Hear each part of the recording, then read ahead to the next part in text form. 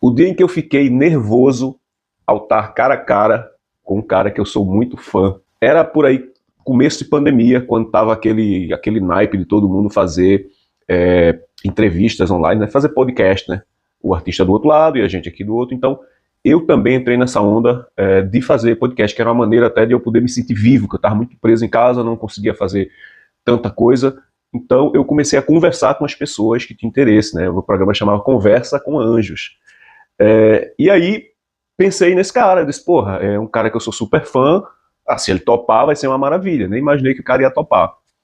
E daí, passei uma mensagem para a produtora, e a produtora organizou, disse, olha, ok, ele disse que pode fazer tal dia, tal hora, não sei o quê. E eu disse, excelente, né, vamos lá. Só que o que eu costumava fazer? Eu costumava entrar pelo menos meia hora antes e ligar para o artista, a pessoa que ia ser apresentada, para poder trocar uma ideia, quebrar o gelo, né? Perguntar se existiam algumas perguntas que eu não poderia falar, se ele preferia não, para deixar a pessoa um pouco mais à vontade. E aí, quando eu liguei para esse cara, eu me tremia. Quando ele apareceu na tela assim, eu ficava assim, ó. É que eu tô um pouco nervoso, não sei o quê. E ele falava, mas por que tu tá nervoso? Esse cara, porque eu sou muito teu fã. E eu nem imaginava que tu ia aceitar fazer isso, tal. E ele, que besteira, vamos embora, não sei o que é que tu precisa e tal.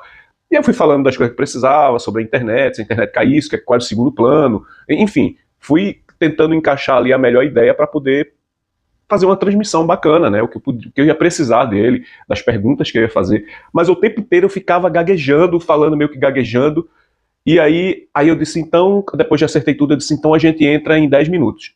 Eu te retorno em 10 minutos. Ele, tranquilo. Quando eu voltei ao vivo, dessa vez, eu fazia isso antes de ser ao vivo, ligava pessoalmente para ele, depois eu entrava ao vivo, e aí era live, todo mundo entrava, e todo mundo... E aí, quando ele entrou, e eu comecei a falar, eu ainda estou muito nervoso e tal, não sei o quê.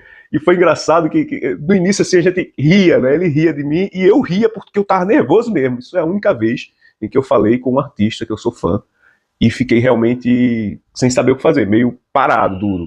E esse artista é ninguém mais, ninguém menos que Marco Polo, do Ave Sangria. Salve, salve, Marco Polo.